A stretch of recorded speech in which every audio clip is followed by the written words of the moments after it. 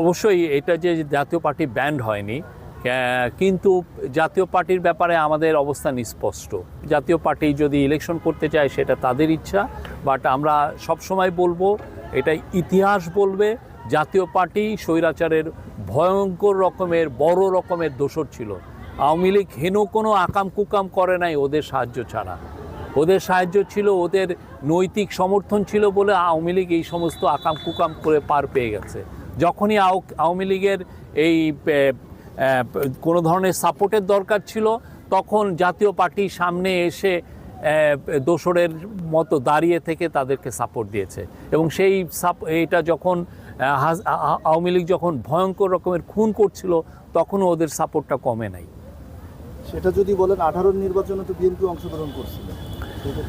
বিএনপির অংশগ্রহণ করা ছিল ডেমোক্রেসিতে ফিরিয়ে আনার একটা, আপনি জানেন তার আগে এক ধরনের কথাবার্তা হচ্ছিল যে একটা ইলেকশন, ভালো ইলেকশন হবে, কিন্তু আমরা তো দেখলাম তারা কি ইলেকশন দিয়েছে। রাতে ব্যালট স্টাফিং করে তারা ভোট দিয়েছে।